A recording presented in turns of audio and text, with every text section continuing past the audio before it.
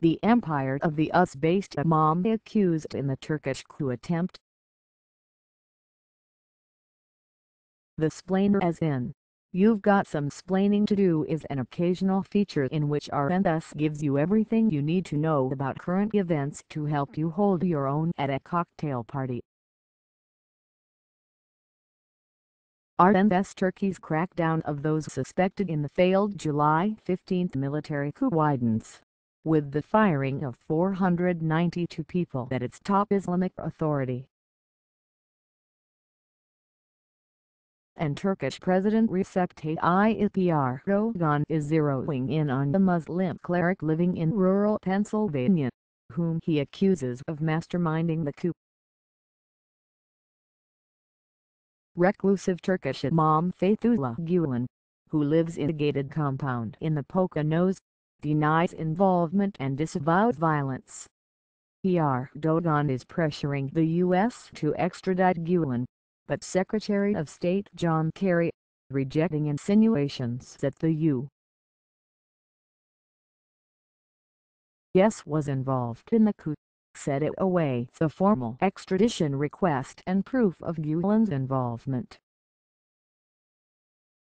Gulen's followers, estimates range between 5 million and 10 million, praise him as a strong voice for a moderate, tolerant Islam and the inspiration for charitable works worldwide. Critics say the schools, businesses and non-profits linked to his name constitute a vast criminal enterprise. What does this Gulenist network look like? And what is its place in American life? Q. Let's start with the schools.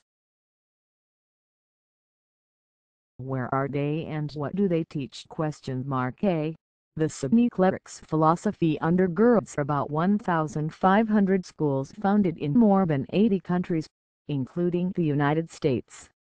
But his supporters point out that Gulen runs no school himself. Many enjoy reputations for high-quality academics, particularly in math and science. As Gulen has preached over the internet, studying physics, mathematics, and chemistry is worshipping valor. Q. These Gulen-linked schools are in America? A. During the past few decades, Turks with Gulenist ties have established about 140 schools in the U.S., in 26 states. As charter schools, which are publicly funded, they can't teach religion. But even in Islamic countries, the focus on Islam in Gulenist schools is often far from intense, and boys and girls are educated side by side.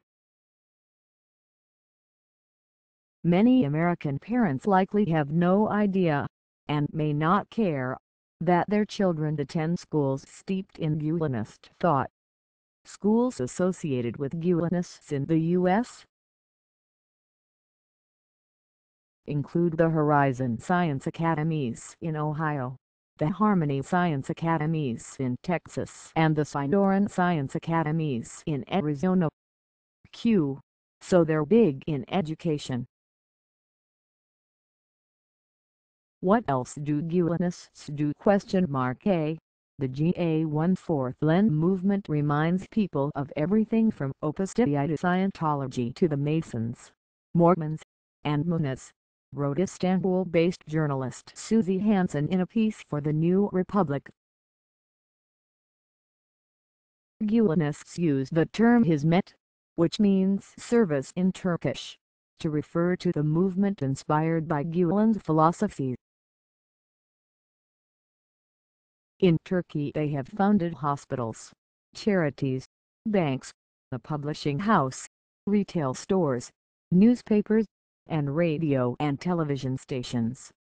Gulenist enterprises have helped fund its network of schools and social service programs. In the U.S., one group that proudly touts its connection to Gulen is the New York-based Alliance for Shared Values, the non-profit that coordinates his Met service projects. Also in the U.S.,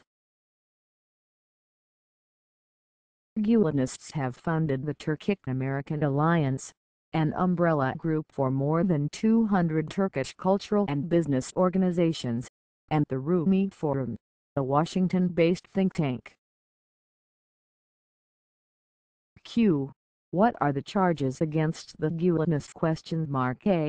Critics say Gulenists embedded in the Turkish police, military and judiciary have rigged trials and falsely imprisoned their enemies, and run the sort of parallel state in Turkey.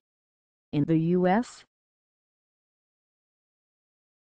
the FBI and state agencies have looked into allegations that Gulenist-linked schools have rigged bids and abused visa programs to enrich the movement at U.S. taxpayers' expense. Q. And how do they defend themselves? Supporters of Gulen say they want to spread his liberal democratic teachings, and that he is just the sort of moderate Islamic leader that the West should support. His mass outreach to Christians, Jews and other non-Muslims is unusual among Muslim social movements, said Professor John L. Esposito, the founder of the Alwaleed Center for Muslim Christian Understanding at Georgetown University. Others would be wise to attempt to emulate it, he said.